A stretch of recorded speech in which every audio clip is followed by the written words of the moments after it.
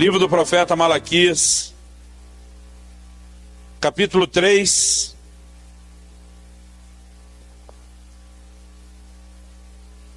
E nós vamos ler a partir do versículo 6.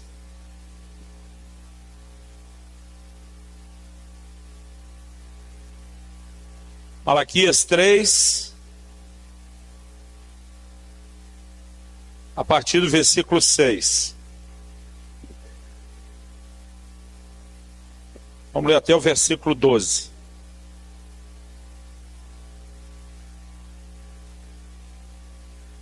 O texto sagrado diz assim: porque eu, Senhor, não mudo, por isso vós, ó filhos de Jacó, não sois consumidos. Desde os dias de vossos pais vos desviastes dos meus estatutos e não os guardastes. Tornai-vos para mim, e eu me tornarei para vós outros, diz o Senhor dos Exércitos. Mas vós dizeis, em que havemos de tornar? Roubará o homem a Deus? Todavia vós me roubais e dizeis, em que te roubamos? Nos dízimos e nas ofertas. Com maldição sois amaldiçoados, porque a mim me roubais vós a nação toda. Trazei todos os dízimos à casa do tesouro, para que haja mantimento na minha casa, e provai-me nisso, diz o Senhor dos Exércitos, se eu não vos abrir as janelas do céu, e não derramar sobre vós bênção sem medida. Por vossa causa repreenderei o devorador, para que não vos consuma o fruto da terra, e a vossa vide no campo não será estéril, diz o Senhor dos Exércitos. E todas as nações vos chamarão felizes, porque vós sereis uma terra deleitosa, diz o Senhor dos Exércitos.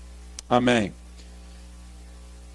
Embora esteja começando a partir de um texto do Velho Testamento, eu acredito que o dízimo pertence não apenas à velha aliança, mas também à nova aliança, ao tempo, ao período em que nós vivemos.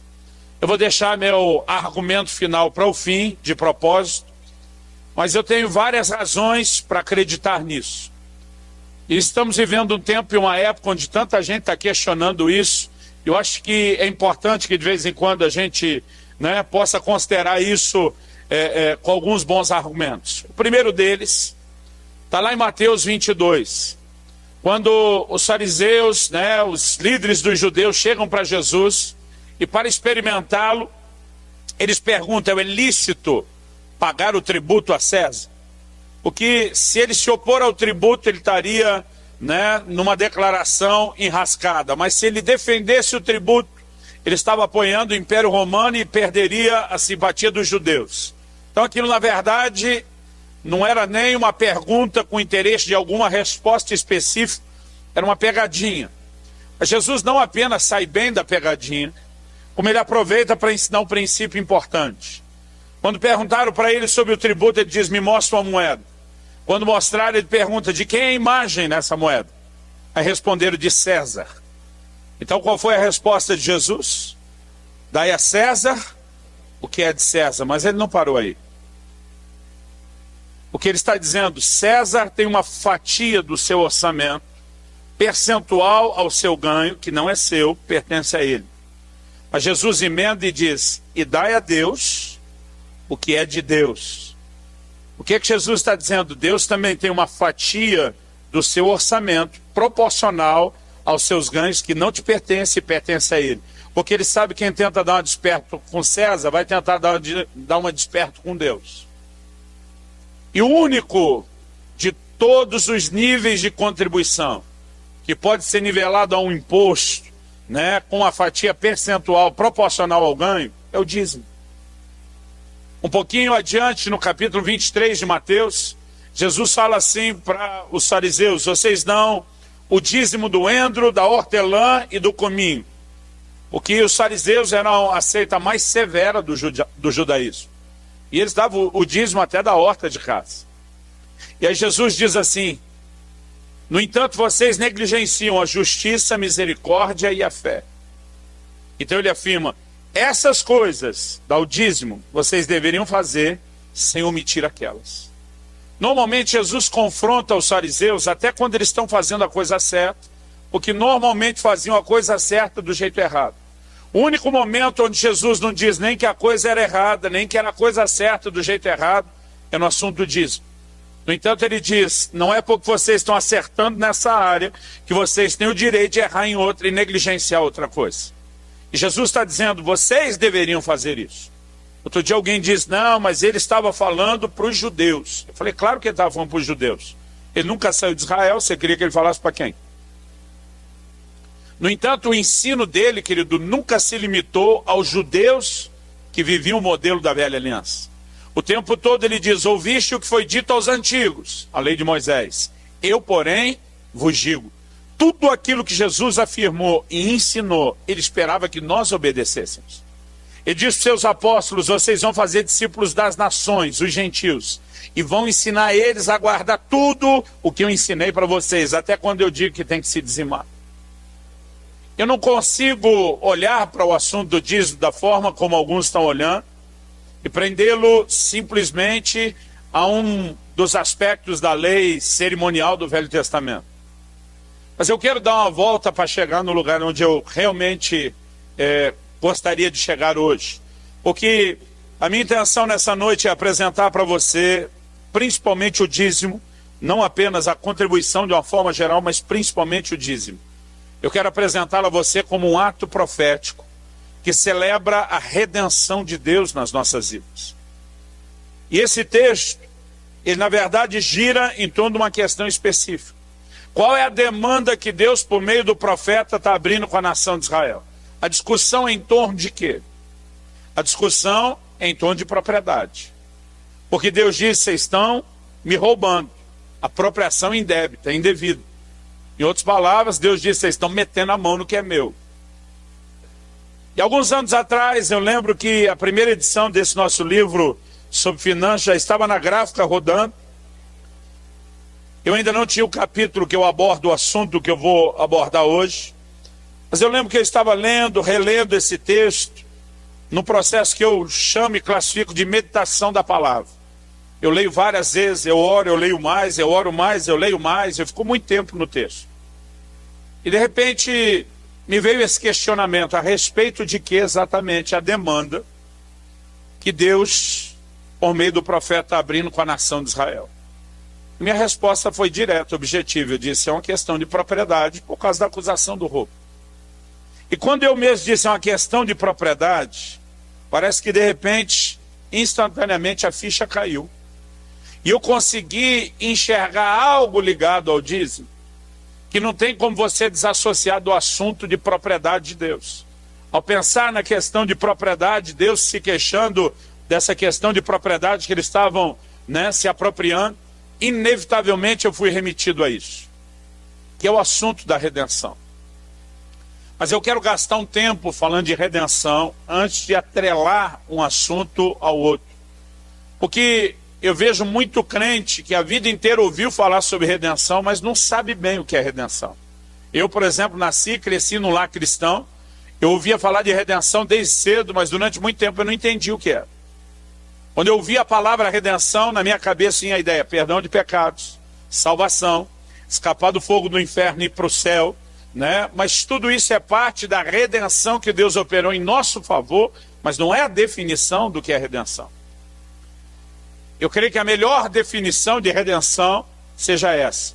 Redenção é o resgate de uma propriedade. Você pode afirmar isso comigo? Diga, redenção é o resgate de uma propriedade. Então, é importante que a gente entenda que antes de Deus fazer uma aplicação espiritual de redenção em nosso favor, redenção, querido, já era parte da lei que ele deu ao seu povo. Para a nação de Israel, o Pentateuco, a lei de Moisés, não era só a Bíblia deles, era a constituição de um povo, de uma nação.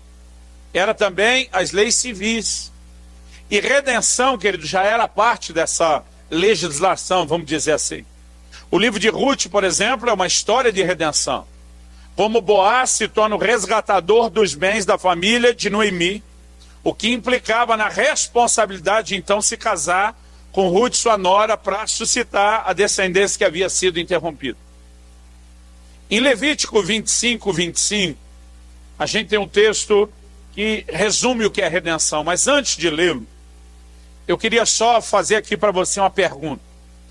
Se eu falar a palavra feijoada, preciso explicar alguma coisa? Tem alguém aqui que não sabe o que é feijoada? Já teve a época em que feijoada era conhecido como um prato típico, né, dos cariocas.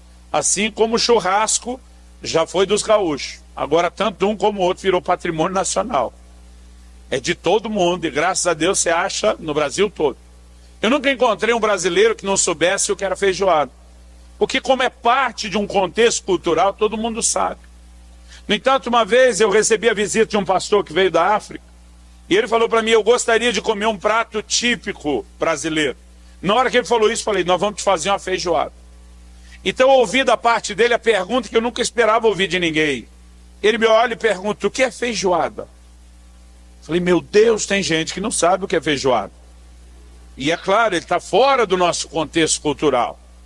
Então eu tive que explicar para ele o que era feijoada. Agora, para mim e para você, querido, não precisa explicar o que é feijoada. Eu só de ouvir a palavra feijoada, eu já tenho uma visão. Eu consigo enxergar aquela caldeirada de feijão preto, com aqueles pedaços do porco que talvez a gente não encararia, mas parece que ali fica tão bom. Eu vejo a couvezinha refogada com bacon, a laranjinha fatiada, aleluia. O molhozinho de pimenta no caldo de feijão, arrozinho com alho. Daqui a pouco vai dar fome, né? Para mim a palavra não é só seguida de visão. Eu sempre digo para os outros, na minha memória, quando fala feijoada, tem cheiro. Janeiro de 1992, Angra dos Reis, estado do Rio de Janeiro. Eu estava hospedado num quarto, no andar de cima de um sobrado, que a janela do quarto dava exatamente em cima do fogão a lenha que estava no quintal. E eles botaram a caldeirada de feijoada, querido, na sexta-feira à tarde, aquilo ficou borbulhando até o almoço de sábado. E aquele cheiro e aquela fumaça subia, entrava pela janela do quarto, ministrava a minha vida. Eu ainda lembro exatamente daquele cheiro. Para mim a palavra feijoada ela é seguida até de barulho. Eu ouço o croque do torresmo quebrando a boca. Mas quando aquele irmão, né, ouviu a palavra feijoada, ele me pergunta, o que é isso? Eu falei para ele, um prato à base de feijão. Ele me olha e diz, só feijão? Que no país dele eles quase não comem feijão. É que nem a gente comer leitilha, grão de bico, que é de vez em quando. Aí ele me pergunta, só feijão? Eu falei, não, também tem carne. Aí ele me faz a outra pergunta, que tipo de carne? Eu lembro que eu falei, é melhor você comer primeiro. Depois eu dou toda a receita. Ele insistiu, que tipo de carne? Eu falei, come antes, que depois eu falo tudo. Ele me olhou e falou, fui instruído a não confiar em você. O duro de aprontar com os amigos é que a notícia espalha, né? Aí ele insistiu, que tipo de carne? Eu falei, porco. Quando eu falei porco, ele já torceu o nariz. Né? Porque no país dele eles quase não comem porco. E daí ele falou, quer saber? Eu acho que não precisa fazer. Eu falei, não, o negócio é bom tal. Mas ele falou, que parte do porco? Aí era a pergunta realmente proibida. Eu falei, é melhor comer antes. Que parte do porco? Quando eu falei a parte do porco, ele falou, nem faça que eu não como. Mas eu pensei, ele estava falando isso porque não sabe. Mandei fazer a feijoada. Falei, a hora que ele olhar para ela vai olhar para ele, vai rolar um clima, vai acontecer alguma coisa. Mas, irmão, ele não tocou na feijoada. E eu brinco que até hoje ele não sabe que ele perdeu um momento profético da visitação de Deus na vida dele. Ele não sabe o galardão que ele jogou fora. Mas naquele dia ficou claro para mim uma coisa. Né? Se você falar de feijoada entre brasileiros que estão na mesma cultura é uma coisa. Falar de feijoada com quem está fora é outra. Você tem que explicar detalhadamente assim, ainda assim, é difícil transmitir a mensagem. Por que eu estou falando isso? Porque quando os judeus falavam de redenção entre eles, era a mesma coisa que a gente falando de feijoada. Ninguém precisava explicar nada. Quando nós ouvimos eles falando de redenção, é a mesma coisa que o estrangeiro ouvindo a gente falar de feijoada. Então eu preciso gastar um momento detalhando a receita, não da feijoada, mas da redenção, antes que a gente chegue lá. Então abre comigo aí em Levítico 25, 25. O texto diz assim, se o teu irmão empobrecer e vender alguma parte das suas possessões, então virá o seu resgatador, o seu parente, e resgatará o que o seu irmão vendeu. Deixa eu dar um exemplo. Se eu descer aí, vai dar microfonia, não? Deixa eu dar um exemplo do que era a redenção de forma prática, falando daqueles dias. Vamos imaginar que o Aías, é um nome bíblico, não é? Vamos imaginar que o Aías, você sabe o que significa? O que significa? Amigo de Deus, fala aí. É porque eu ia mudar o seu nome para um nome hebreu, mas aí eu falei, já tem um. Então o Aías era um desses hebreus do Velho Testamento, um desses judeu de bem antigamente, e que era um cara rico, mas rico, ele já está, recebo. Mas rico, irmão, era tão rico que nem ele sabia quão rico ele era. Mas muito, muito dinheiro, bens, posses, tudo isso. Um dia eu procuro o Aías para fazer ele uma proposta. Digo, Aías, você sabe que eu tenho boas terras. Você sabe que eu tenho todo o know-how e o conhecimento da coisa na agricultura, desde o plantio, colheita, os canais para estocar, meio de distribuição, tenho mão de obra além dos meus trabalhadores, tenho escravos, tem tudo o que preciso. E eu digo para ele, numa linguagem que o crente gosta de falar, estou sentindo que quem investir no plantio do trigo vai, como diz o povo aí fora, lavar a égua de ganhar dinheiro. Só que eu digo para ele, eu só não tenho o que o amado tem sobrando. Din-din, money, grana, la plata, cascalho, como você quiser chamar. Aí ele diz, qual é a proposta? Digo, olha, eu gostaria que você fosse meu sócio. Você entra com investimento, eu entro com o trabalho, administração de tudo, e no final nós vamos rachar os poderosos lucros meio a meio. Mas ele ficaria me olhando com essa cara de paisagem, e ele diria, olha, eu não cheguei onde cheguei, correndo risco. O que na sua cabeça pode ser um grande lucro, ele diz, na minha pode ser um baita prejuízo. Não, mas eu tenho certeza, ele diz, eu não tenho certeza de nada, então não me interessa ser seu sócio nesse negócio, ele diria. Mas eu estou naquele desespero, na ganância de fazer dinheiro, muito dinheiro e rápido, e eu digo para ele, que outra forma tem para eu conseguir esse financiamento? Ele diz, olha, eu não vou ser seu sócio, mas eu posso lhe emprestar o dinheiro, e já que eu vou deixar de usar meu próprio dinheiro para fazer mais dinheiro, e você vai usar meu dinheiro para fazer muito dinheiro, ele diz, o que são 20% de juros até o fim do semestre? Hoje a gente está tão acostumado com o abuso dos juros que a gente não acha isso alto. Para a época, irmão, era arrancar o olho do outro. Mas eu penso, se eu ganhar tudo que eu vou ganhar, em vez de dar metade, eu dou só 20% do investimento. Eu acabo achando que para mim vale a pena. Mas ele diz, mas eu não estou correndo risco. Quem está correndo risco é você. Eu movi de ganância, não penso muito de quer saber, negócio fechado. Não tinha contrato naquela época, não tinha cartório, nada disso. Então a gente iria diante dos anciãos que se sentavam à porta da cidade, firmar o acordo diante de testemunhas. E lá ele deixava claro, eu não estou correndo risco, quem está correndo risco é ele. Fiz um empréstimo. Na hora que era para chover, não choveu, depois do plantio. Na hora que não era para chover, perto da colheita, choveu. Vamos imaginar que deu o que a gente tem com mais frequência no sul do que vocês aqui, geada. E no final, irmão, eu perdi foi tudo. Não é que eu não consegui ganhar, eu perdi foi até o investimento. Você acha que eu poderia agora chegar para o Aías e dizer, desculpa aí, foi mal? Claro que não. Ele disse, eu não estou correndo risco. Quem está correndo risco é você. Então, por ter perdido todo o recurso dele, eu teria que dar como pagamento da dívida tudo aquilo que eu tinha.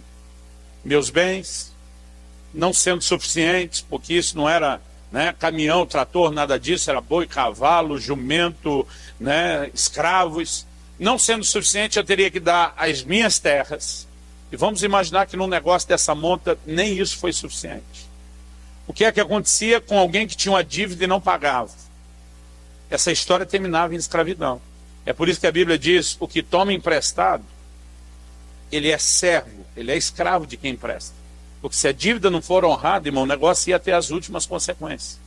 E segundo Reis capítulo 4, fala de uma viúva de um dos filhos dos profetas, que chega para Eliseu e diz aos credores, então aí vão levar meus filhos como escravo.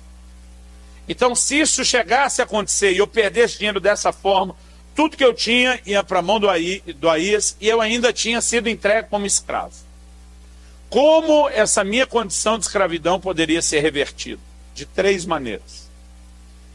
Não considerando a morte, De 3 maneiras, pensando na liberdade. A primeira delas, Êxodo 21, diz que se um hebreu escravizasse outro hebreu, ele ia trabalhar por 6 anos, no 7º saía livre. Só que o Aías era hebreu e eu não, irmão. Eu era edomita, eu dei o azar de nascer no país vizinho e a lei não se aplicava a mim. Então pula essa parte. Qual era a segunda possibilidade? O ano do jubileu. A Bíblia diz que a cada 50 anos toda dívida era perdoada, todo escravo saía livre e toda propriedade voltava ao dono original.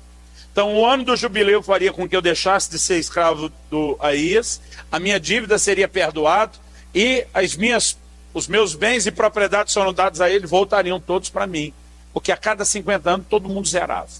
Começava tudo de novo. No entanto, o último jubileu foi, digamos, há 8 anos atrás. Significa que o próximo é daqui 42. Eu estou com 42. Daqui 42 eu estou com 84. 84 não quero mais ser livre, irmão. Quero ele cuidando de mim até morrer. Então essa também não era a minha opção. O que é que sobrou? Redenção. O que era a redenção? A Bíblia diz, se o irmão empobrecer, a ponto de perder a terra, o resgatador ou redentor, ele vem com um propósito de resgatar o que se perdeu. Por conta da dívida, como que teria que acontecer o resgate? Vamos imaginar, como que é seu nome? Tu. Se você fosse um judeu da época do Velho Testamento, você queria chamar como? Marcos. Ok. Já é o nome dele. Então vamos imaginar que o Marcos era ainda mais rico que o Aías. Você gostou, né? Ele já não está tão feliz, mas ele é bem rico. Ele tinha que estar feliz que ele é bem rico. Não precisava ficar com inveja de você, que é mais rico. Mas muito mais rico do que o Aías. E além de muito mais rico, ainda era meu primo. De 2º grau, mas meu primo. 3º grau. Vamos imaginar que a gente não era tão perto. Nossas mães eram primas e a gente primo 3º grau. Na verdade, na hora de pegar o dinheiro, pedir empréstimo para financiar minha ideia louca do plantio, eu vim primeiro no Marcos. Mas o Marcos falou, Luciano, tira esse negócio da sua cabeça. Você está vendo uma grande possibilidade de fazer dinheiro no trigo se ele der certo. Por quê? Lei de oferta e demanda, não tem trigo no mercado, por isso que o valor está alto. Mas não tem por quê? Porque não é hora de plantar isso. O risco é muito grande, ninguém está achando que vale a pena correr o risco. Ele me diria, eu tenho dinheiro até para lhe emprestar sem juros, sem ser seu sócio, mas ele diria, por amor a você, eu não posso apoiar essa maluquice sua. Então não vou lhe dar o dinheiro. Aí eu fico ofendido, em vez de ouvir o bom conselho. Falei para meu primo, se você não quer emprestar, tem quem queira. E foi aqui que eu acabei chegando no Aías. Quando eu me quebrei, fiquei endividado, perdi tudo, fui entregue como escravo, a primeira reação do meu primo foi pensar, bem feito. Se esse cabeçudo tivesse me ouvido, nada disso teria acontecido, e o coração dele está duro. Mas o tempo vai passando, e ele está olhando o que é que eu fiz com a minha família, como todo mundo veio parar aqui nessa condição de escravidão. E aí passou 1 ano, 1 ano e meio. Antes de chegar a 2 anos, finalmente o coração do meu primo começa a amolecer. Perdão. Porque todo esse dinheiro que eu devia aqui, irmão, para ele era troco. E tem uma hora que ele é vencido pela compaixão, pela misericórdia. Ele diz que quer saber, não por causa do cabeçudo que não me ouviu, mas por causa da família dele. Eu vou intervir. Então ele decidia se levantar para ser o meu resgatador, procuraria o Aías. E ele diria, quanto é que Luciano lhe deve? Aí eles diziam, olha, na época era tanto, agora, com a devida correção, já está em tanto. Então o Marcos ia meter a mão no bolso próspero que Deus lhe deu e pagava a dívida, dizia, estou pagando a dívida. No momento que ele pagava a dívida, a escravidão que eu devia ao Aías, ela imediatamente se acabava. Porque o vínculo da escravidão era a dívida. No momento em que a dívida foi paga, eu deixava de ser escravo dele. Minhas propriedades todas que foram entregues para ele deixavam de pertencer a ele. Significa que eu era livre? Também não. Porque quem se levantou como resgatador, na verdade, ao pagar a dívida, estava me comprando até o próximo ano do jubileu. Então, na verdade, o que acontecia comigo é que eu mudava de dono. Eu deixava de ser escravo de um para ser escravo do outro. A diferença é que o resgatador não faria um investimento tão alto desse para me tratar como escravo. É por isso que havia uma ordem de proximidade por nível de parentesco. Quanto mais próximo o nível de parentesco, era a ordem de prioridade. No livro de Ruth, antes de Boaz se levantar como resgatador, um parente mais próximo desistiu do direito dele. É aí que Boaz se levantou. Então essa pessoa, querido, não iria, porque com esse dinheiro ele compraria mais e melhores terras, mais e melhores escravos, não era bom negócio, a não ser que fosse um ato de misericórdia. Por quê? Ele não iria me tratar como escravo. A ideia era aliviar a barra e me tratar como família. A menos que fosse a sogra lhe comprando por acerto de contas. Aí a coisa poderia ficar pesada.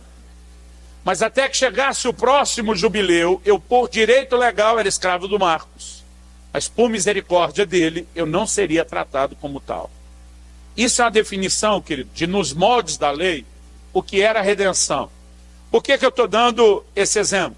Quando a Bíblia diz em Efésios 1,7, nele, em Jesus, nós temos a redenção pelo seu sangue. Que obra de redenção é essa que foi realizada?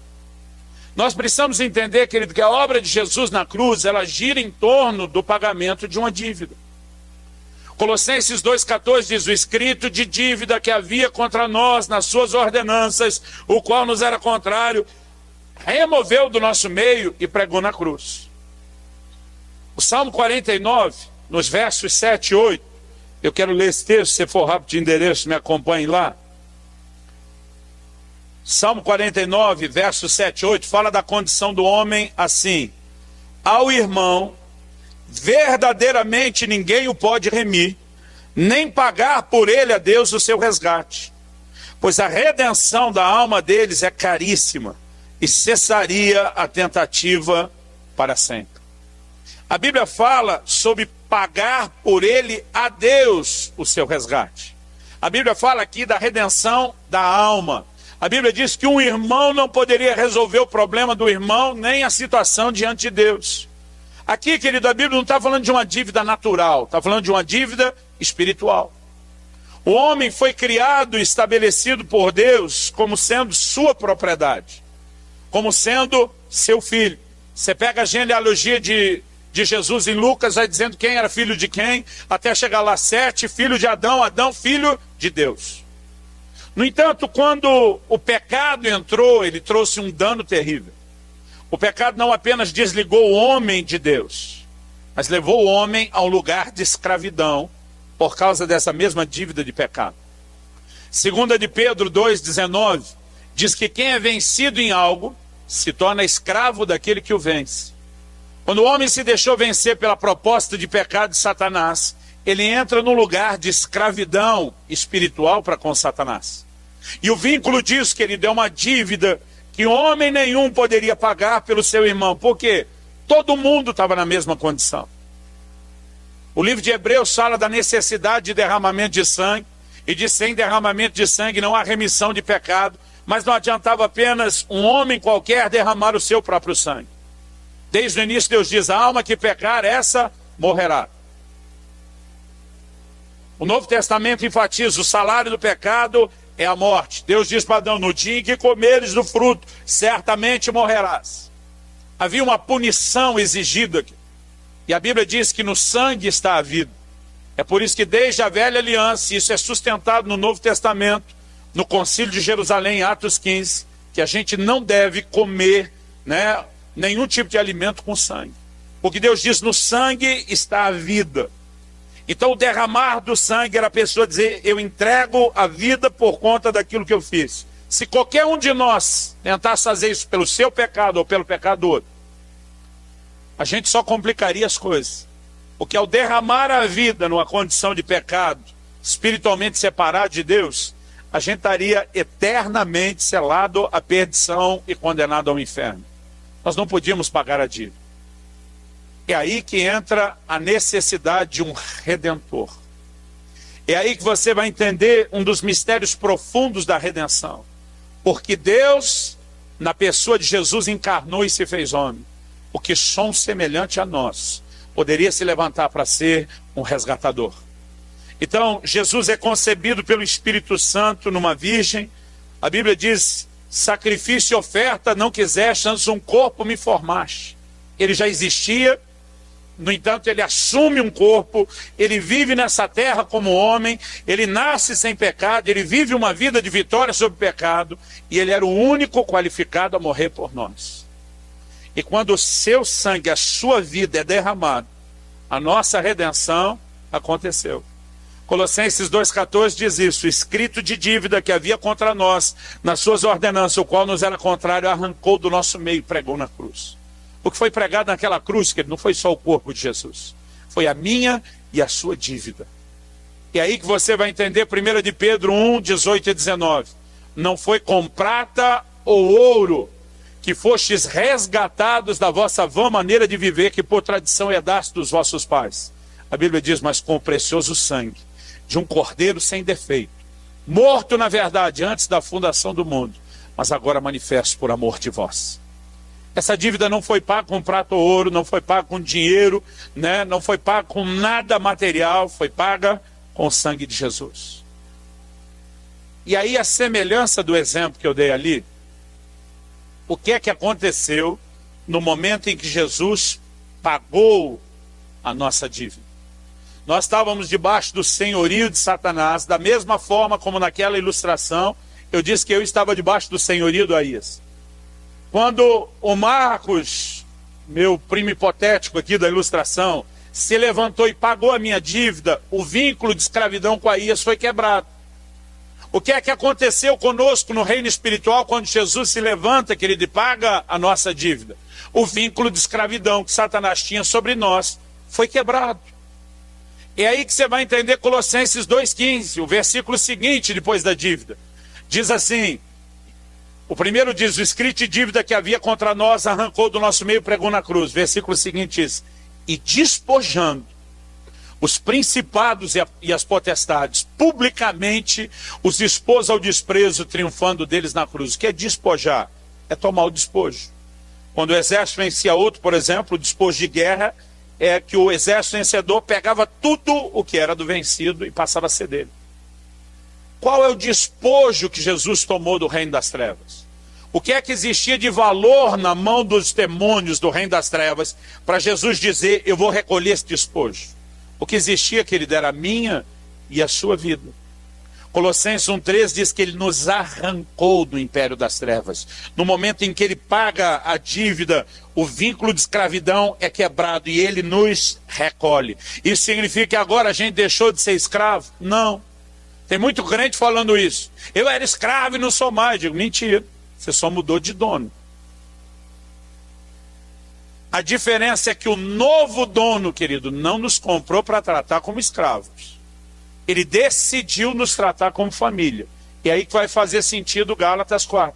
Não recebestes de novo o espírito de escravidão para estares com temor, mas recebeste o espírito de adoção. Esse não recebeste de novo o espírito de escravidão? Antes era esse. Agora não é a mesma coisa de antes. Agora é o espírito de adoção. Porque mesmo que o que Jesus tenha feito na cruz, querido, foi um ato de compra, ele decidiu que não nos trataria como escravos, mas decidiu que nos trataria como família. Agora, eu e você precisamos entender, querido, qual é o efeito de redenção. Porque essa foi uma obra de compra, foi uma transação comercial, podemos dizer assim. E a consequência da redenção é que ela faz de Deus o nosso dono e faz de nós a propriedade dele. Apocalipse 5, 9 e 10. Diz assim, cantava um cântico novo, dizendo, digno é o Cordeiro de abrir o livro com seus selos, porque foste morto, e com seu sangue compraste para Deus homens de toda raça, tribo, língua, povo e nação, e para o nosso Deus os constituístes reino e sacerdotes. A Bíblia diz que Jesus nos comprou para Deus. Porque a partir do momento em que ele realizou a obra de redenção, a redenção, por ser um ato de compra, querido, inevitavelmente faz de Deus o nosso dono e faz de nós a propriedade dele. E isso é uma verdade que a gente precisa entender. Em Atos 27, 23, quando Paulo se levanta naquele navio que depois acaba naufragando, eles vão parar na ilha de Malta. Paulo vai contar a visão que ele teve de um anjo e ele faz uma das mais belas autointroduções que alguém pode fazer, ou apresentação de si mesmo. Ele diz assim: o anjo de Deus. Para falar do anjo, ele diz que o anjo é de Deus. Então ele diz: de quem eu sou e a quem eu sirvo esteve comigo. Este de quem eu sou, Paulo está dizendo, é o anjo do Deus a quem eu pertenço. E de quem eu sou, escravo. A palavra servo, querido, significa isso. Hoje em dia tem gente que usa no nosso meio a expressão servo quase que como sinônimo de status, de espiritualidade. Eu já fui apresentado em alguns cultos, em algumas igrejas antes de pregar, parecia aquelas apresentações de rodeio. E às vezes, alguns assim dão aquela ênfase: está conosco aqui, pastor Luciano Subirá, servo do Deus Altíssimo. E eu fico pensando, por que precisa valorizar tanto esse R, né? Servo do Deus Altíssimo. Eu fico pensando, grandes coisas esse servo aí que ele deu a moral. Significa escravo. É isso que Paulo está dizendo. Eu pertenço a ele, Deus é meu dono, e eu sou escravo dele, porque isso é a consequência de redenção. Irmão, a maioria das pessoas não para pensar no significado. O apóstolo Pedro escreve, 1 de Pedro 2,9, diz: vós sois a nação santa, geração eleita, o sacerdócio real. Ele diz assim: o povo de propriedade exclusiva de Deus. Diga comigo: eu sou propriedade de Deus. Fala para alguém ao seu lado, fala: você não é seu dono. Deus é que é seu dono. Agora, por que é importante entender isso, querido, da consequência de redenção, Deus como dono? Porque isso afeta, querido, toda a compreensão de vida cristã. Como eu falei, volta e meia eu ouço alguém dizendo: eu era escravo, não sou mais. Eu digo: errado, você só mudou de dono. Outro dia eu estava pregando o evangelho para um senhor, e ele falou para mim: pastor, é verdade, se eu me converter, virar crente, é verdade que 10% de tudo que eu ganho vai ter que ser de Deus e da igreja? Eu falei: não, não é verdade não. Ele falou: pastor, não me minta. Eu falei: cara, não posso mentir, eu sou pastor.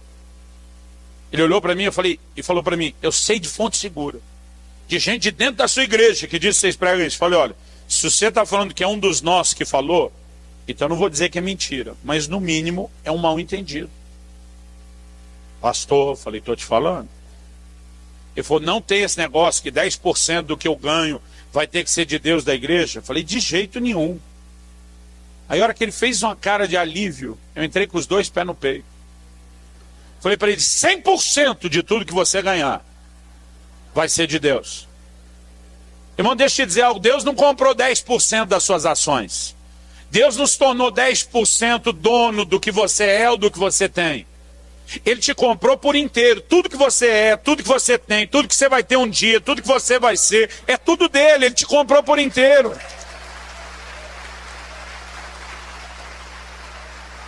Quanto custa o reino de Deus? Você já parou para se perguntar quanto custa o reino de Deus? Outro dia um falou para mim: nada, é de graça. Eu falei: negativo. A Bíblia diz que é pela graça, não que é de graça. Pastor, me explica esse negócio. Mateus capítulo 13, do 44 ao 46, em duas parábolas, Jesus explica bem. E diz: o reino de Deus é semelhante a um homem que encontrou um tesouro escondido no campo. Movido de alegria, vai, vende tudo quanto tem. Diga comigo: vende tudo quanto tem. A Bíblia diz: para adquirir o campo onde está o tesouro, que representa o reino de Deus. Quanto custa o reino de Deus, querido? Tudo que você tem.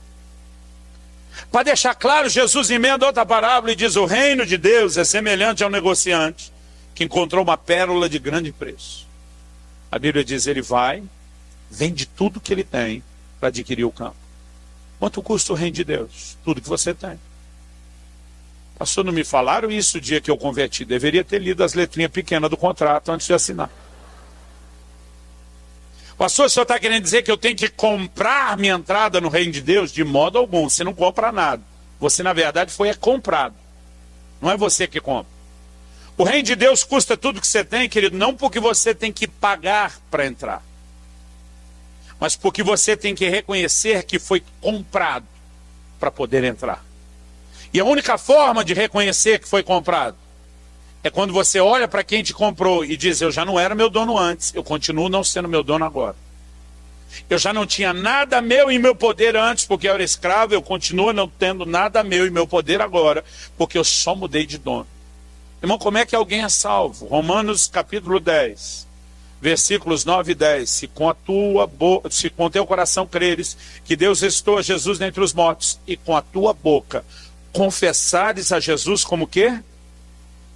Senhor. Você não vai achar lugar nenhum da Bíblia que você tem que confessar Jesus Salvador. Nós, como igreja, falamos isso, mas não está na Bíblia. Mas Jesus não é Salvador? A Bíblia diz, se eu confesso ele, Senhor, eu sou salvo, se eu sou salvo, ele é Salvador. Mas não é isso que eu tenho que confessar. A palavra Senhor, querido, ela é fraca no nosso vocabulário e na nossa cultura. O máximo que ela remete para nós é o respeito de um filho que diz para o pai, sim, senhor, ou sim, senhor, dentro da cadeia de comando militar.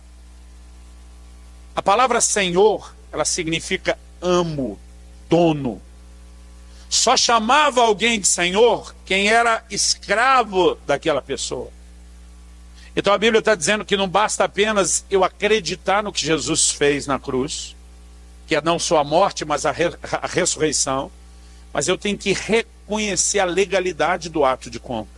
Então quando eu me curvo diante dele, dizendo, eu reconheço que eu já não era dono de mim mesmo antes, mas eu estava num lugar de escravidão, e você me comprou, e por direito legal é meu dono, naquele momento eu estou dizendo, eu continuo não sendo meu dono, eu reconheço você meu dono, logo eu não sou nada, eu não tenho nada, eu sou seu e eu pertenço a você.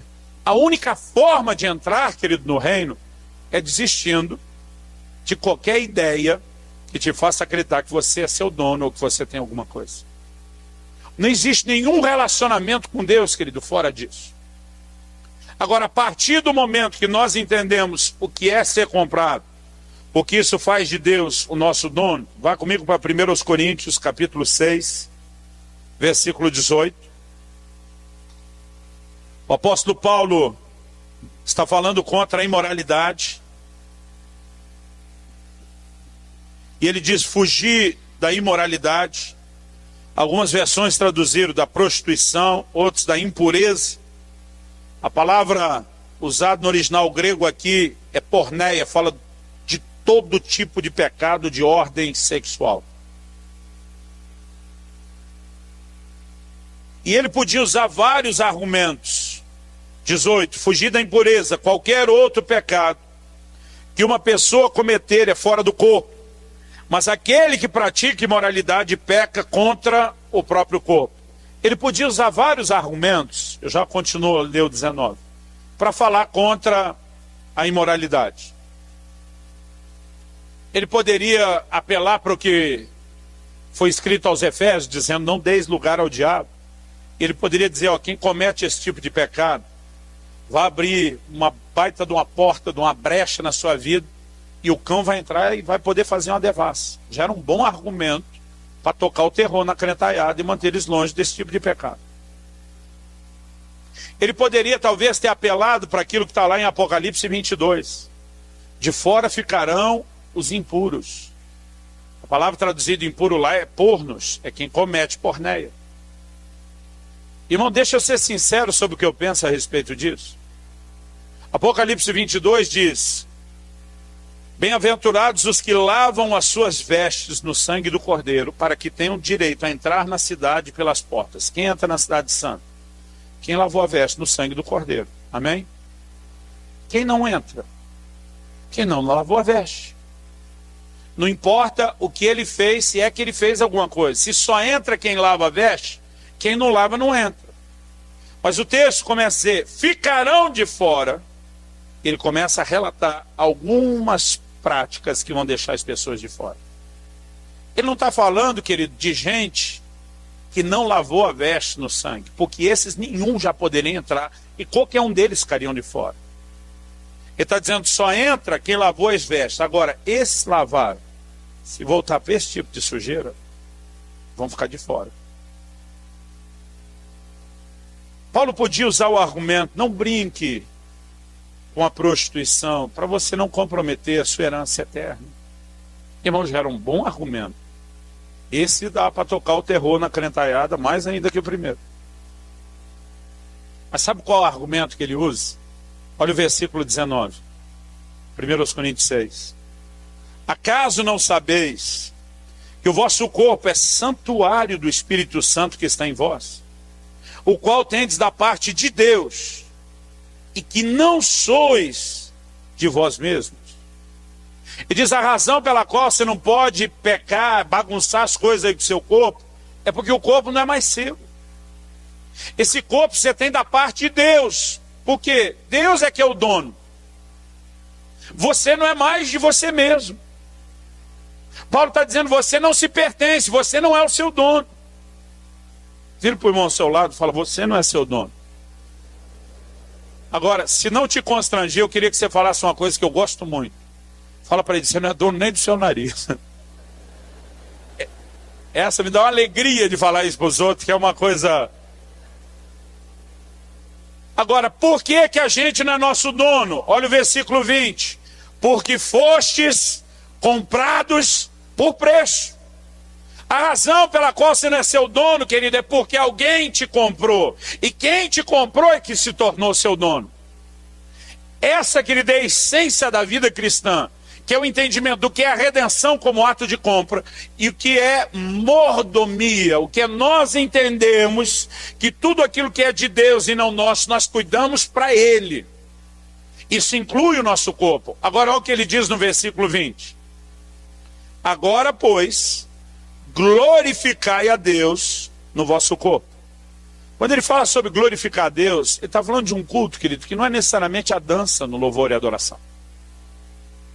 Ele está falando de um outro culto, eu gostaria de chamar isso de um culto de santidade. É quando alguém toma a decisão de dizer, eu não vou macular meu corpo, porque o corpo não é meu, na verdade é de Deus. Então o reconhecimento da redenção, a atitude de mordomia que te faz com toda a gratidão honrar a Deus pelo que Ele fez, ela se transforma no reino espiritual, numa celebração da própria redenção. Agora, se isso vale para o corpo, que não é mais seu, vale também, querido, para mordomia em todas as outras áreas, inclusive na questão do dinheiro. Existe um reconhecimento de redenção, de Deus como dono, eu como mordomo, que se transforma numa celebração no reino espiritual. E aí que eu quero falar, querido, a respeito do assunto do dízimo, como um ato profético que celebra a redenção. Lá no livro de Malaquias, quando Deus está discutindo propriedade, ele aborda algo interessante. E a gente precisa entender isso na Bíblia. Normalmente, nós somos orientados a fazer alguma coisa a respeito do diabo. Jesus diz, em meu nome, vocês vão expelir demônios. Quem que expulsa o demônio? A gente. É na autoridade do nome de Jesus, sob procuração dele, mas quem chuta o cão para fora sou eu e você. Se uma pessoa cair endemoniada do seu lado, você não tem que orar, oh Deus, por favor, vem tirar esse bicho ruim daí. É você que vai dar a voz de comando, é você que vai dar a ordem, é você que expulsa. Paulo escreve aos Efésios, diz, não deis lugar ao diabo. De quem é a responsabilidade de não dar lugar? É minha. Sou eu que tenho que lidar com o diabo. Tiago 4,7, resistir ao diabo e ele fugirá de vós. Quem que resiste? Sou eu. Você, a gente. 1 de Pedro 5, 8 e 9, o diabo, vosso adversário, anda em vosso derredor, bramando como leão, buscando a quem possa tragar. Resistir-lhe firmes na fé. Quem que resiste? A gente. Agora, sabe o que eu descobri na Bíblia, querido? Quando o assunto é redenção, e redenção foca a questão da propriedade de Deus, Deus é que decide defender o que é dele. Na celebração da primeira Páscoa, que é uma das maiores figuras de redenção que nós temos na Bíblia. O povo está debaixo da escravidão de Faraó.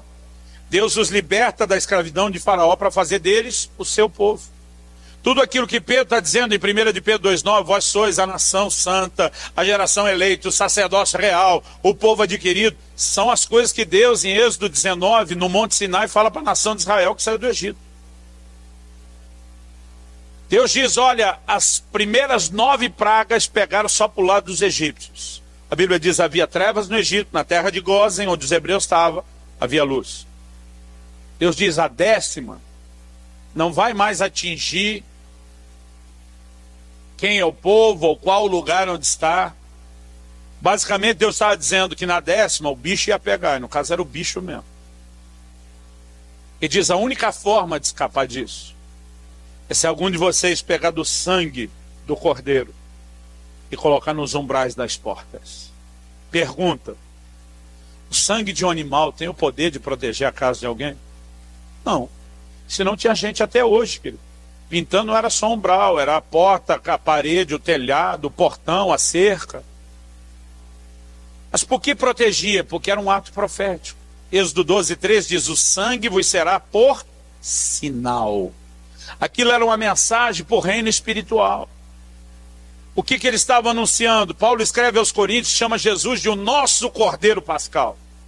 Ele estava dizendo, da mesma forma como nós estamos imolando o Cordeiro da Páscoa, derramando o sangue dele, um dia o Cordeiro de Deus, morto antes da fundação do mundo, vai derramar o seu sangue para nos comprar. Eles estavam proclamando uma mensagem, querido, no reino espiritual. Um dia o sangue derramado será moeda de compra, não vai ser prata, não vai ser ouro. Um dia esse sangue está declarando que nós deixaremos de ser escravos de Faraó para pertencermos, na verdade, a Deus. Essa era a mensagem. Então Deus diz, quando o anjo da morte passar e ver a marca do sangue, Deus diz, ele não vai entrar na casa. Porque Deus diz, eu vou defender a casa onde há a marca do sangue. Quando o assunto é redenção, que envolve diretamente essa questão de propriedade, quem defende é Deus. Irmão, algo que eu tenho aprendido na Bíblia é que Deus defende o que é dele. Você pode dizer amém? Porque, afinal de contas, você é dele. Eu tenho um pastor amigo lá de Santa Catarina, pastor Carlos. Ele antes de converter foi tudo que você imaginar e mais um pouco. Foi mendigo, foi canceroso, foi bruxo. Pensa num cara que Jesus fez a limpo, uma faxina daquelas. Um dia ele está na sala de casa, nós estamos conversando, e eu digo, Carlão, para alguém que se enfiou nesse nível da magia, de envolvimento com o reino das trevas, como você se enfiou, a minha pergunta, como é que você conseguiu entender que Deus que era maior que o cão? Como que essa cegueira rompeu? Ele olhou para mim e sorriu, eu lembro da frase dele, ele disse assim, o diabo deu um tiro no pé. Eu falei, como assim? Ele falou, Luciano, nem queira saber os detalhes do que eu tinha que fazer no nível de envolvimento com o reino das trevas que eu pratiquei. Ele diz, era muito nojento. Mas ele diz, vou te contar um pedaço de uma história. E diz, o demônio que eu servia na magia pediu que eu fizesse um trabalho com um defunto de 15 dias, humano. Passou a Bíblia e diz que Lázaro, com 4 dias, cheirava mal. Ele falou, o senhor não faz ideia o que é um defunto de 15. Eu falei, não faço ideia nem o que é um de 4. Falei para ele. Ele diz, na gíria do ocultismo, comprei um corpo. Que era pagar pela informação privilegiada, de onde teria alguém com os exatos 15 dias enterrado no dia do trabalho, e, ao mesmo tempo, pagar pelo sigilo. Ele diz, então, na hora marcada, estou eu lá, violei o túmulo, cheguei ao caixão, estava para violar o caixão para ter acesso ao corpo. E diz, o demônio que eu servia na magia apareceu atrás de mim, materializado. Me chamou pelo meu apelido da magia. Quando eu viro para trás, vejo ele e diz, ei, o que eu te pedi não dá para fazer com esse corpo aí não, arruma outro. Ele falou que a reação dele foi de indignação. Eu falei, o quê? Comprei o corpo, é meu, vou fazer com esse sim. E quando diz, vou fazer sim, ele diz, se você tocar nesse corpo, você morre. O Carlão diz que assustou, porque isso nunca tinha acontecido. Ele diz, por quê? E o bicho com a cara brava só deu um sinal pro alto com a cabeça e disse, porque esse é do homem lá de cima.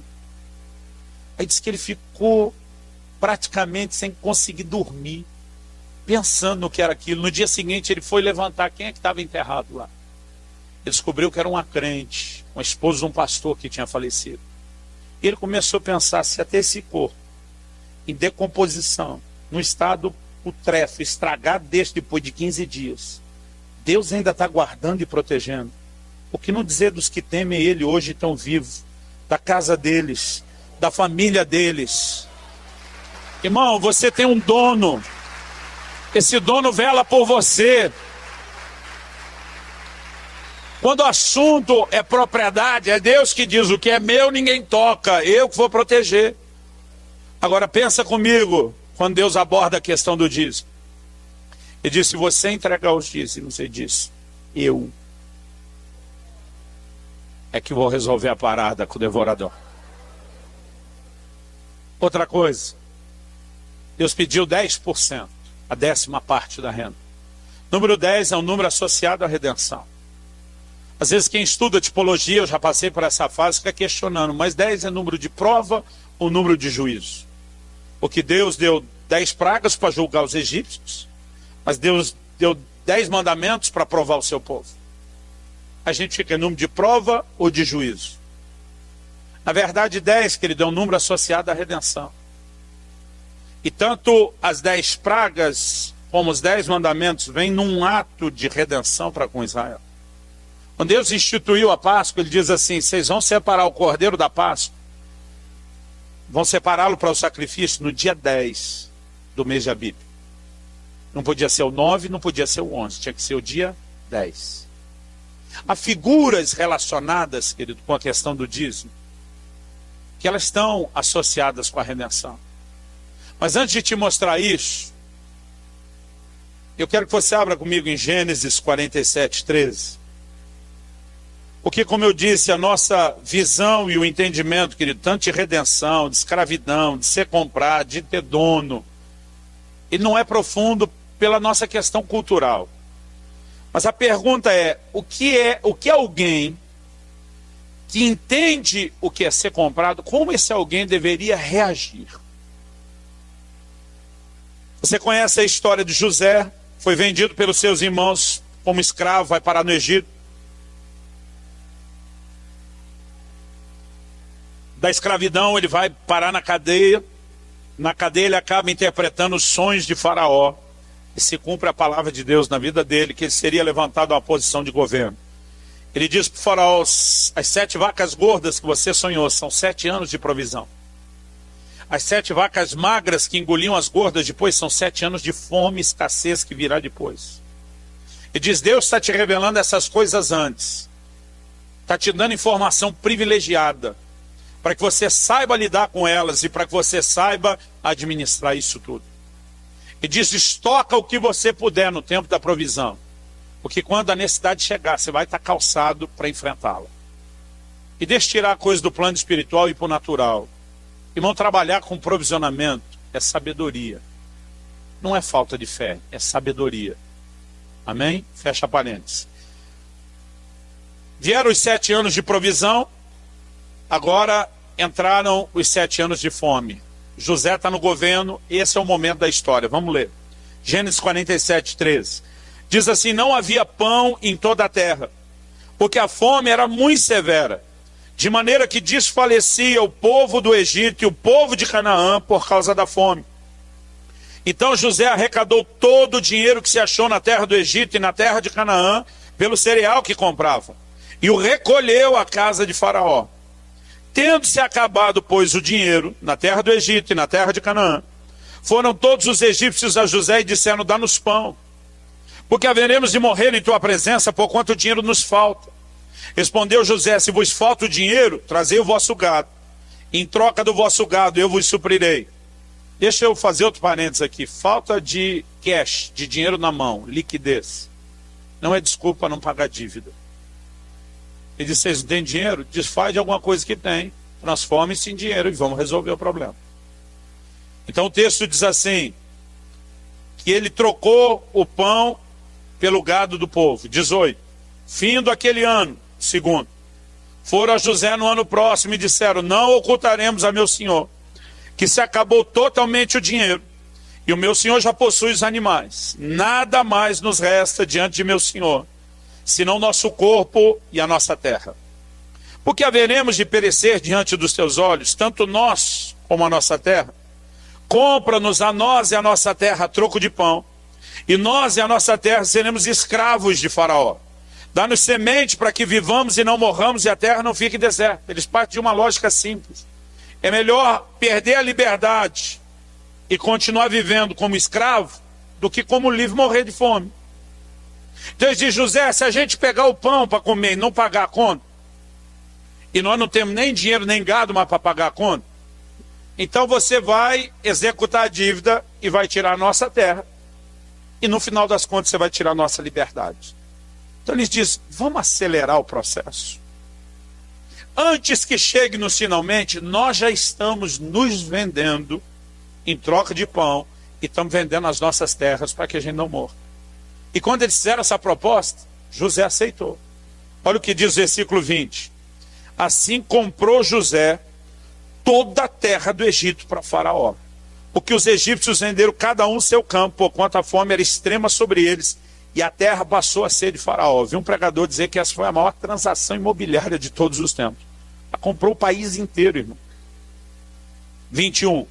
Quanto ao povo, a terra já diz que é de Faraó. Quanto ao povo, ele o escravizou de uma a outra extremidade da terra do Egito. O reduziu à servidão. A versão no original diz: os fez passar as cidades. Ou seja, o campo não é mais de vocês, vocês vão para onde eu quero, vão trabalhar para mim onde eu quero. Agora, vamos ler aqui o versículo 23. Então disse José ao povo: eis que hoje vos comprei a vós outros e a vossa terra para Faraó. Aí tende semente, semeai a terra. Vamos fazer uma pausa. De quem é a terra agora? Não, vamos fazer que nem a professora com a classinha de criança. De Faraó. Ok, a terra é de Faraó. De quem é a semente? De Faraó. De quem é a mão de obra que vai trabalhar na terra com a semente? Ok, a terra é de Faraó, semente de Faraó, mão de obra de Faraó. Pergunta com a resposta óbvia: de quem é a colheita? Eu fiquei com vontade de perguntar daquele jeito de novo, posso? De quem é a colheita? De Faraó? Agora, olha o que José diz no 24. E diz assim: das colheitas dareis o quinto, a quinta parte, 20% para Faraó. E as 4 partes serão vossas, para a semente do campo, para o vosso mantimento e dos que estão em vossas casas, e para que comam as vossas crianças. Irmão, vamos pensar, tudo é do Faraó. Mas ele diz: galera, fala o seguinte, vocês entregam 20% para o dono, fica com o resto. Você acha que alguém reclamou? Você acha que alguém levantou para gritar: ladrão! Está tentando tomar 20% do que é nosso? É lógico que não, irmão. Olha a resposta deles no 25. Responderam eles: a vida nos tem dado. Aí eles dizem: achemos mercê perante meu senhor e seremos escravos de Faraó. Na tradução da Bíblia, na linguagem de hoje, do pastor Luciano Subirá, a minha própria, diz que eles dizem assim para José: você é o cara, desse jeito dá gosto de ser escravo. Irmão, a terra é de Faraó, a semente é do Faraó, a mão de obra é do Faraó. O Faraó vai pegar só um pouco do que é dele, vai deixar a gente ficar com o resto, irmão, ninguém reclamou. Agora deixa eu te dizer por que de vez em quando tem um crente resmungando. Estão tentando tomar 10% do que é meu. Eu digo: não, cabeção. Deus é que deixa você ficar com 90% do que é dele. Irmão, quem entende o que é ser comprado diante de uma situação dessa, descobre que está no lucro, em vez de reclamar. Há um paralelo aqui. Por que José pediu a quinta parte, 20%? Não era só para manter a corte de Faraó. Assim como o propósito dos dízimos não é a manutenção da casa de Deus, isso é efeito colateral, é mera consequência. Eu vou te dizer o que eu acredito. A própria resposta deles: a vida nos tem dado. José está dizendo: gente, vocês têm que entender o seguinte: eu me levantei em nome de Faraó como um resgatador para salvar vocês. E eles estão celebrando isso. Você nos deu a vida. Só ter dado a vida, a gente já tinha que viver como escravo, entender isso e ser agradecido. Ele diz, pois é, mas além de ter dado a vida, eu digo em nome do faraó e como representante do faraó, que a ideia não era tratar vocês como escravos. Era dar a vocês dignidade, porque na verdade, querido, a quinta parte já era separado desde os 7 anos de provisão, antes de qualquer um ser escravo. Então a verdade é que em termos práticos nem mudou muita coisa para eles. Ele pede a quinta parte, não é só para manter a corte de faraó. Eu creio que José, como a maioria de nós, sabe que todo favor que você faz, não lembra que é favor, ele acaba virando obrigação. Eu lembro de uma época que o nosso programa de assistência social era meio confuso. Na primeira igreja que eu pastoreei, a gente tinha lá um sistema que era assim: se alguém fosse incluído no programa, ganhava 6 meses de cesta básica. Mesmo se ele arrumasse emprego no primeiro mês, a gente continuava os 6 meses. Mas também, se não arrumasse emprego em 6 meses, cortava. Só que se a gente não ficasse lembrando o cara, ei, já foi 1, só tem mais 5, foi 2 meses, só tem mais 4. Ei, metade, só falta 2, falta 1. Se chegasse no último e não lembrasse, acabou. O cara aparecia lá no 7º mês intimando a gente. Cadê minha cesta básica? Como se nós é que estivesse roubando ele. Acredite, querido, eu vi isso várias vezes. O que favor, que você não lembra que é favor, vira obrigação. Agora deixa eu te dizer algo, querido. O que é que Deus instituiu o princípio do dízimo? Eu creio que pelas mesmas razões que José, não é só para manter a corte. E diz, Faraó usou de misericórdia e salvou vocês. Quer que vocês saibam o quanto a vida de vocês era preciosa aos olhos dele. Faraó não vai tratar vocês como escravo, embora legalmente o seja. Mas para que ninguém esqueça quem é quem na história, cada vez que vocês escolherem, vocês vão lembrar que isso na verdade não é de vocês, tem um dono. E é o dono que não trata vocês como escravos. É isso que eu quero que vocês se lembrem. Qual a razão, querido, de separarmos parte daquilo que nós ganhamos? Eu não creio que é só para suprir a necessidade do reino. Porque se fosse, irmão, então a gente nivelava só no dízimo e ninguém precisava fazer mais nada. Vamos pensar um pouquinho mais. Deus sabe que o seu povo é esquecidinho. Ele diz para Josué, depois que vocês passarem o Jordão a pé enxuto, para que vocês não esqueçam o que aconteceu, eu fico pensando, quem é que esqueceu um negócio desse? Mas Deus diz, vamos esquecer. Então, para que vocês não esqueçam, recolham 12 pedras do leito seco do rio, levanta um monte do lado de fora, para que vocês se lembrem do que eu fiz. Essa questão aparece o tempo todo na Bíblia. Deus estabelecendo lembretes. Ele sabe que seu povo é esquecido. Quando Jesus vai morrer, ele fala para os 12, negócio seguinte, cambada, eu vou morrer pelo seis tudo. Isso é na tradução da Bíblia, na linguagem de hoje. O pastor Luciano subirá a versão street, que é mais descolada. Assim. Ele diz, eu vou morrer pelo seis tudo, cambada. Mas todas as vezes que vocês comerem do pão, que vocês beberem do cálice, vocês vão fazer isso em memória de mim. E diz, eu quero vocês se lembrando o tempo todo do que foi que eu fiz e qual o efeito disso na vida de vocês. Agora, sabe o que eu acho interessante? Sabe qual é a primeira vez que a ceia do Senhor, que o dízimo aparece na Bíblia? É também a mesma vez que a ceia do Senhor aparece. Gênesis 14. A Bíblia fala de um ato de redenção. Houve uma guerra de 5 reis contra 4. Os 4 reis venceram os 5 reis com seus exércitos. Um dos 5 reis que perdeu a guerra era o rei de Sodoma, onde Ló, sobrinho de Abraão, foi morar. Então Ló e tudo quanto ele tinha foi levado como despojo de guerra. A notícia chega no ouvido de Abraão, levaram Ló, seu sobrinho. Se Ló tivesse sido levado escravo por uma dívida, a maneira de Abraão resgatá-lo era pagando a dívida. Como Ló foi levado escravo pela espada, Abraão decide resgatá-lo pela espada. Irmãos, 5 reis com seus exércitos não resistiram os 4. Mas Abraão pega 318 homens, diz a Bíblia, nascido e treinado em casa. Não é um exército. Pelotão, batalhão. Ele grita, chama uns vizinhos lá e diz, ó, nós vamos cair para cima dos caras, vocês estão dentro? Imagina alguém perguntando para ele: El Shaddai, o Todo-Poderoso, Sesef, está com você nessa? Abraão diz: claro que está, os cadistas estamos dentro.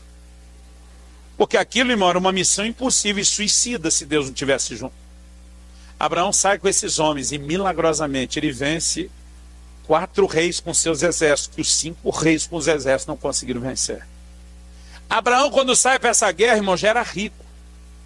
Mas ele volta, o Bill Gates, quem está em primeiro? O mexicano de novo? O Carlos lá, o Slim? Ele volta o cara mais rico, irmão, que existe, porque além de tudo que tinha quando saiu, ele volta agora com o despojo de guerra de 9 reis com seus exércitos. E quando ele está voltando, o rei de Sodoma corre para ele e diz: olha, eu sei que tudo é seu pelas leis da guerra, o despojo é seu. Mas ele fala para Abraão: cá entre nós, você não precisa de todo esse povo, é muita gente para comer o seu patrimônio. E eu sem o povo não sou rei. Pode ficar com os bens, devolve só o povo para mim. Abraão olha para ele e diz: não vou devolver só o povo. Abraão diz para ele: não vou tomar uma sandália do que é seu. Eu não quero ninguém dizendo que me enriqueceu. Para que Abraão fala isso, o rei de Sodoma, imagina, já abrindo um sorriso: vai devolver tudo? Abraão diz: tudo também não. E diz: porque além da parte que os meus amigos pegaram como despojo, que eu não posso mexer, do que eu estou trazendo de volta, 10% de tudo isso não vai ser seu. A Bíblia diz que Abraão separa o dízimo de tudo. Entrega para quem? Melquisedeque. A Bíblia diz que Melquisedeque vem ao encontro de Abraão, trazendo o quê? Pão e vinho. Na primeira vez que o dízimo aparece na Bíblia, é a primeira vez que a ceia aparece na Bíblia. Agora vamos comigo para o livro de Hebreus, para tentar entender o que aconteceu nesse dia. Hebreus capítulo 7. Só para você entender, o capítulo 6 termina no último versículo 18, falando de Jesus e dizendo que ele é sacerdote, sumo sacerdote para sempre, segundo a ordem de Melquisedeque. Então, quando ele diz que Jesus é sacerdote da ordem de Melquisedeque, ele cita em Hebreus 7:1, porque esse Melquisedeque, rei de Salém, sacerdote do Deus Altíssimo, que saiu ao encontro de Abraão quando voltava da matança dos reis e o abençoou, para o qual também Abraão separou o dízimo de tudo. Primeiramente se interpreta rei de justiça, depois também é rei de Salém, ou seja, rei de paz. Versículo 3 diz: sem pai, sem mãe, sem genealogia, que não teve princípio de dias nem fim de existência, entretanto feito semelhante ao Filho de Deus. Tem 2 linhas na teologia. Uma defende que Melquisedeque é uma teofania, uma aparição do próprio Jesus. Outra diz não. Se ele foi feito semelhante, ele é uma tipologia. Particularmente é o que eu penso. Mas independente da escola, irmão, nós terminamos no mesmo lugar. Porque se não é Jesus, a figura representa Jesus. E nós vamos ter que olhar para ele dessa forma. Vamos continuar. Porque Melquisedeque aparece, que ele não fala do dia que nasceu, não fala do dia que morreu, não diz filho de quem que era. Então isso tudo é apresentado como uma tipologia do Cristo eterno. Então diz que permanece sacerdote eternamente. Versículo 4. Considerai, pois, como era grande esse a quem Abraão, o patriarca, pagou o dízimo tirado dos melhores despojos. Ora, os que dentre os filhos de Levi, está falando da tribo sacerdotal, recebem o sacerdócio, têm o mandamento de recolher, de acordo com a lei, os dízimos do povo, ou seja, dos seus irmãos, embora tenham esses descendido de Abraão. Entretanto, aquele cuja genealogia não se inclui entre eles, recebeu dízimos de Abraão e abençoou o que tinha as promessas. Está falando de Melquisedeque. Qual é a proposta da carta aos Hebreus? Mostrar que o sacerdócio de Cristo é superior ao sacerdócio levítico. Que a nova aliança sobrepõe a velha. Ok? Então vamos continuar lendo. 7. Evidentemente é fora de qualquer dúvida que o inferior, outra versão diz o menor, é abençoado pelo superior ou pelo maior.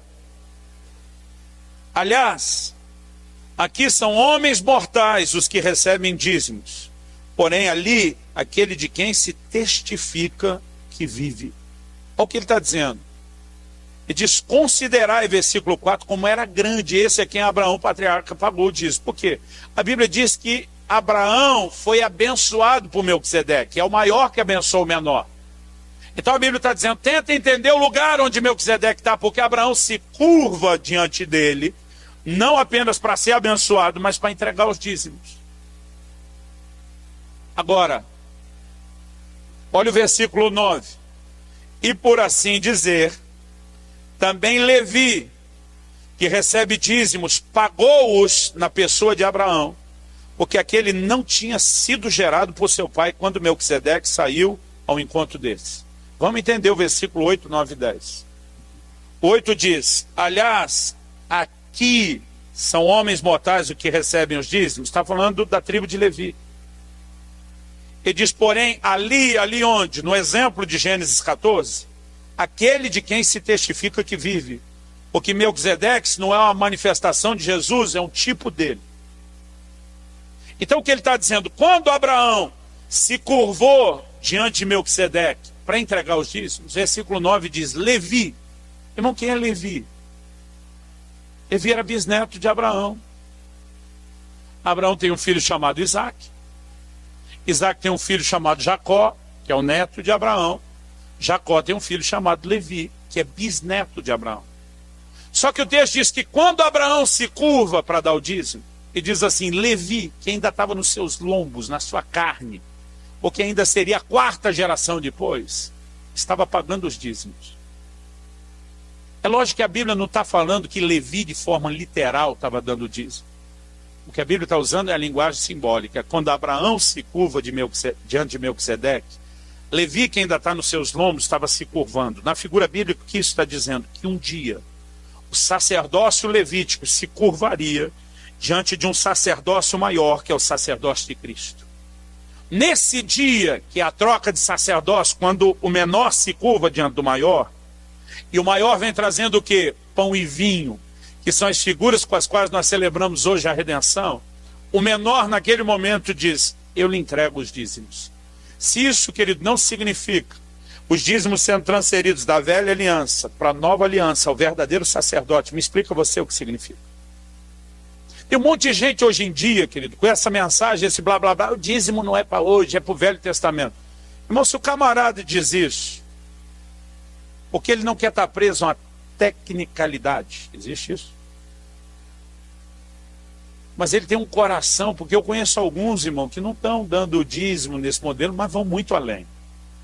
Agora, a maioria que eu conheço, que vem com esse discurso, é porque não quer fazer nem o mínimo dos 10%. O que me assusta, querido, não é só a discussão da teologia, é a avareza do coração de muita gente. Agora, deixa eu te dizer, querido, o que eu entendo. A proposta do dízimo, outro dia um irmão falou para mim, eu não sou dizimista, eu sou tudista. Eu falei, eu sou os dois. Eu creio que tudo é de Deus porque Ele é o dono e nos comprou. Mas eu não tenho que escolher entre um e outro. E eu creio que o Deus que é dono de tudo fez com a gente algo parecido com o que José fez com os egípcios. Apesar do faraó ser dono de tudo, vocês pegam um pouco do que é dele e devolvem um pouco do que é dele para lembrar que ele é dono não só do que você devolveu, mas para lembrar que ele é dono de tudo. Eu creio, querido, que quando eu e você separamos o dízimo, muitas vezes eu gosto de botar aquilo num envelope. Hoje em dia a gente tem aconselhado muito, querido, eu creio que aqui não penso diferente, a se usar muito o método de transferência eletrônica, é mais seguro para todo mundo. Mas eu gosto daquele momento do culto, quando a gente entrega algo. Para mim é muito simbólico. Então, às vezes eu pego lá o comprovante de um cartão de débito, se eu ofertei assim, eu pego a transferência disso pela internet, às vezes o cheque, boto no envelope, e muitas vezes eu me ajoelho junto com a minha família.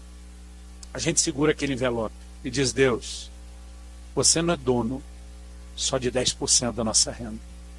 Você é dono de tudo que nós somos, de tudo que nós temos, de tudo que nós vamos ter um dia. Nós estamos pegando esse pedaço do que é seu, para, ao te entregar isso, entregar junto a gratidão do nosso coração. Para te dizer, como os egípcios disseram para José, a vida nos tem dado, você nos salvou. Você não estava interessado em nos dominar ou nos escravizar. O que você queria era nos salvar. E depois de nos salvar, poderia ter nos tratado como escravos, mas o Senhor preferiu nos receber, nos adotar na sua família, nos tratar como filhos, nos fez seus herdeiros, porque você não quer esvaziar a gente. Você, na verdade, está fazendo a gente ganhar mais. Mas essa parte é para que a gente nunca esqueça quem é quem na história. E agora nós queremos, com gratidão, te entregar isso, lembrando que você é Senhor de tudo nas nossas vidas. A gente não tem que escolher entre uma coisa e outra. Querido, quando você entende isso, as coisas começam a mudar de figura. Porque na cabeça de alguns, a bênção ou maldição de Malaquias 3, para eles é prêmio por bom ou mau comportamento. Como se Deus fosse, como eu disse, acho que foi ontem que eu falei isso, uma espécie de adestrador de cachorro. Aí a gente fez a manobra direitinho, ele toma um biscoito, você está lá feliz com a língua de fora. Né? Se fez algo de errado, ele enrola o jornal, não sei se é assim que ainda treina o cachorro, batendo com o jornal, que faz barulho, não machuca. Queria dizer algo. Quando Malaquias diz, eu vou abrir as janelas do céu, eu vou derramar uma bênção maior, Deus não está te ensinando um meio de enriquecer, ou como diz no interior, enricar. Sabe por quê, querido? O dízimo não é uma fórmula mágica para aumentar o seu patrimônio. Até porque você não é dono de nada, lembra? O patrimônio não é seu. Você só é um mordomo, um gerente de algo que não é seu, é de Deus. Então Deus dá mais, não é Ele aumentando o seu patrimônio.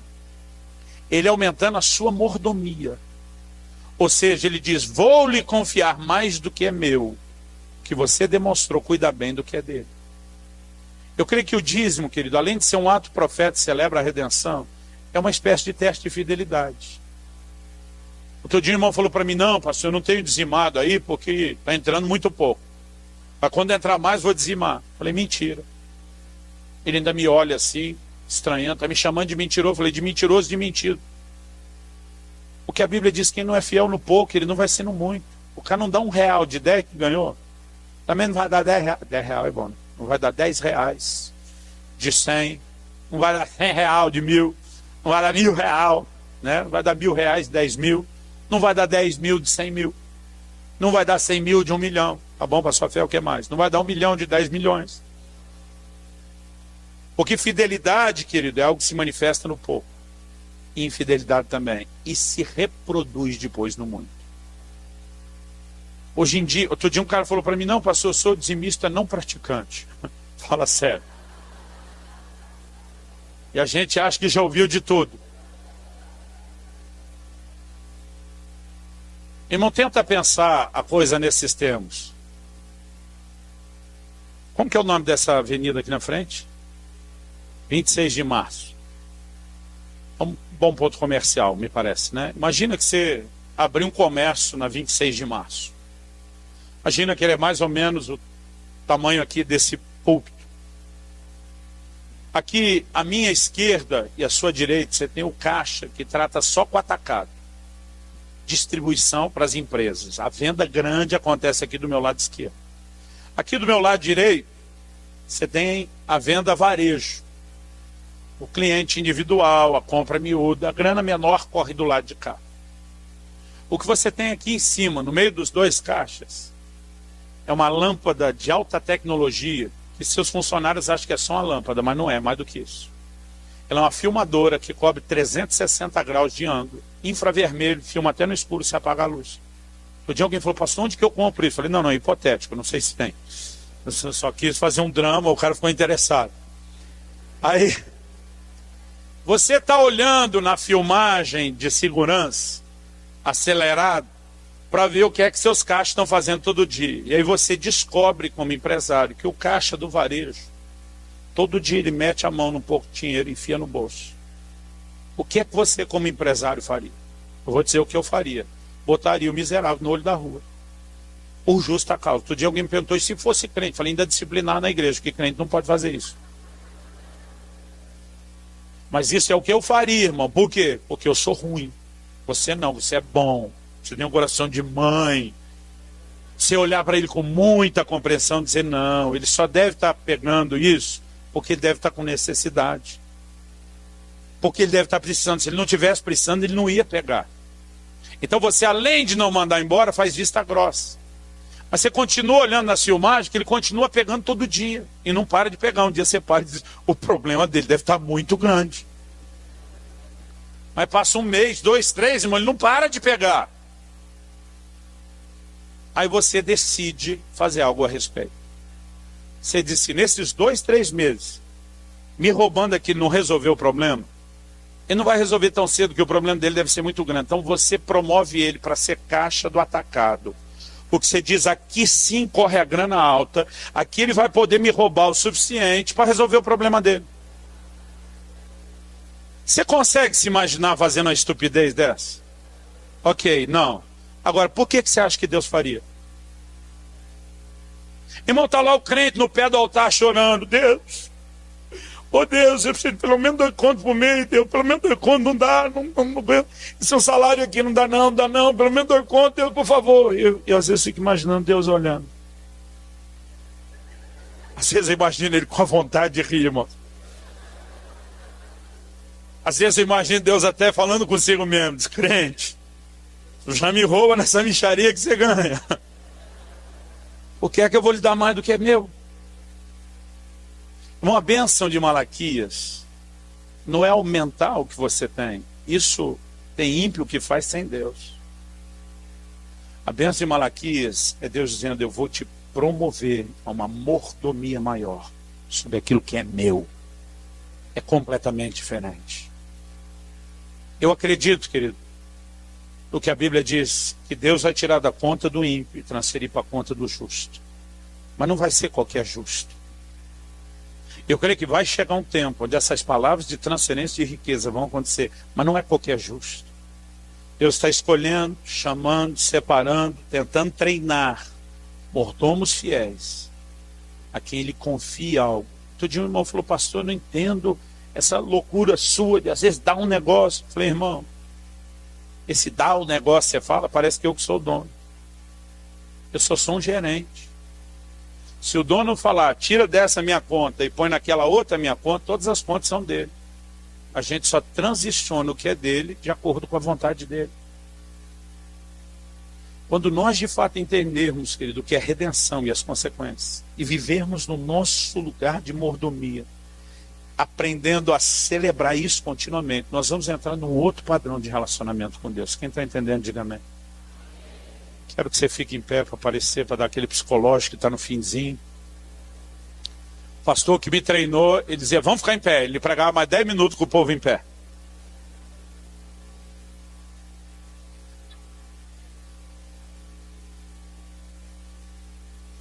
Olhe para cá um instante. Em Deuteronômio 26, Deus fala através de Moisés para o povo e diz assim, quando vocês entrarem na terra prometida, colherem dos frutos da terra, e forem trazer a oferta de primícias para mim, Deus disse, vocês vão basicamente fazer 3 coisas. Primeiro, vocês vão trazer num cesto, colocar diante do altar, e vão se curvar diante de mim para me adorar. No domingo, eu comecei falando de honra e da visão de adoração que nós devemos ter em tudo aquilo que nós fazemos. Esse é um dos pontos ligados à contribuição. Mas Deus diz que além de se curvar e adorar, Ele diz assim, e te alegrarás perante o Senhor teu Deus. Ontem nós falamos de generosidade, que é a alegria do dar.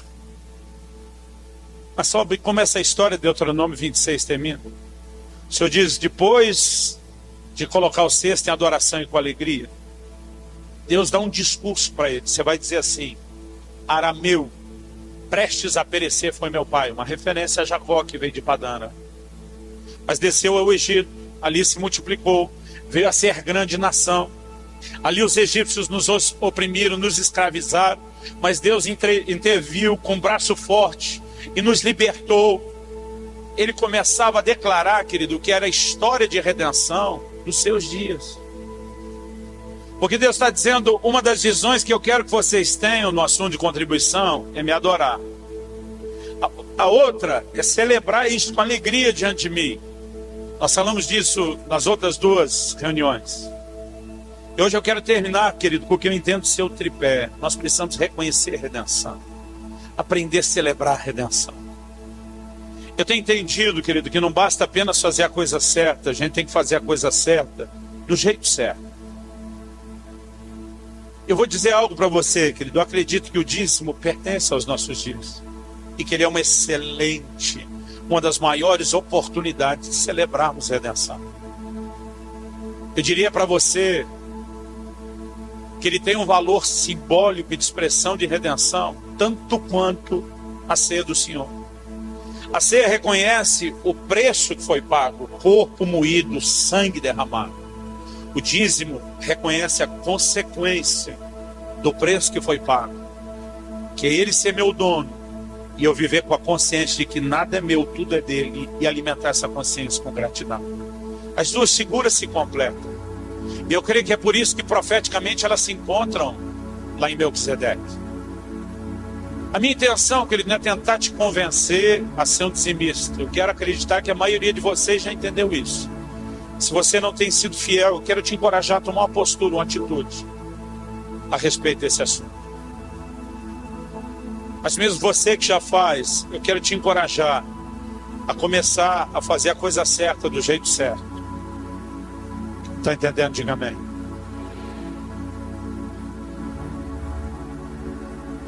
Eu gostaria que nós terminássemos essa noite. Pedir ao pastor Cleito que a gente pudesse deixar nossas ofertas para o final. E a intenção que ele deixar para depois não é tentar te comover para fazer mais. Quando nós marcamos esse seminário há mais de um ano atrás, a gente nem sabia o perrengue que a nação estaria agora. A ideia era só vir fortalecer uma visão. E eu quero que nessa noite, mais do que ofertar alguma coisa, você possa fazer a maior oferta que alguém pode fazer. Paulo escreve aos Coríntios falando dos macedônios. Ele diz assim: eles, primeiramente, deram-se a si mesmos, a Deus e também a nós. A maior oferta que qualquer um de nós pode fazer, querida, é quando a gente reconhece o efeito de redenção, que a nossa vida não é mais nossa, e a gente decide se doar, a gente decide entregar a Deus o que é dele por direito. Mais do que só ofertar uma ou outra coisa, eu quero que você se coloque diante do Senhor, você possa hoje reafirmar o senhorio de Jesus sobre a sua vida, que você possa reconhecer o efeito de redenção na sua vida. Começa a fazer isso.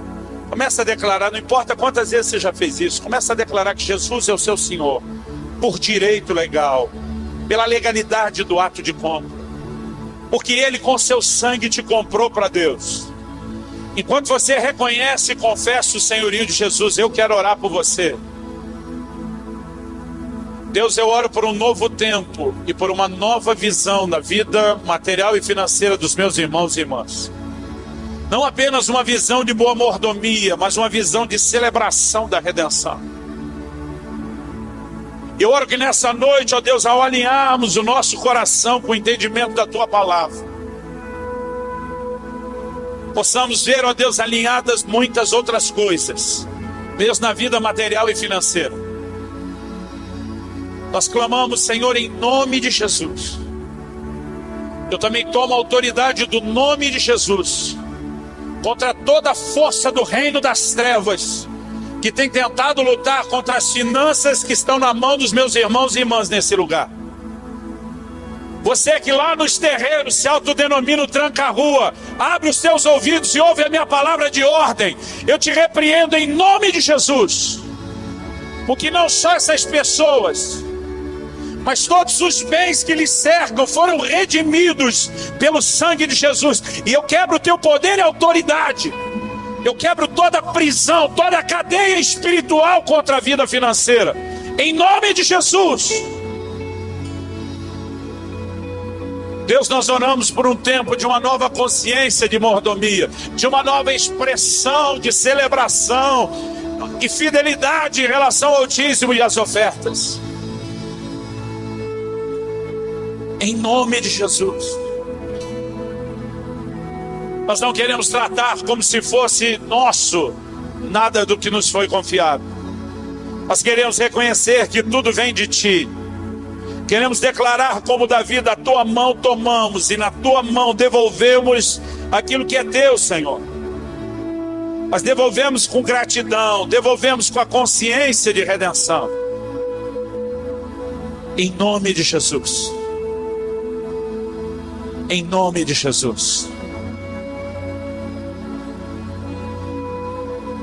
Enquanto continuamos orando e declarando o senhorio de Jesus sobre nós, eu quero te encorajar, querido, a terminar entregando uma oferta especial. Especial não é o valor, é o quanto do seu coração você vai empenhar nisso essa noite. Faça isso em nome de Jesus. Graças a Deus. Confira esta outra linda pregação, que pode tocar seu coração e inspirar sua fé.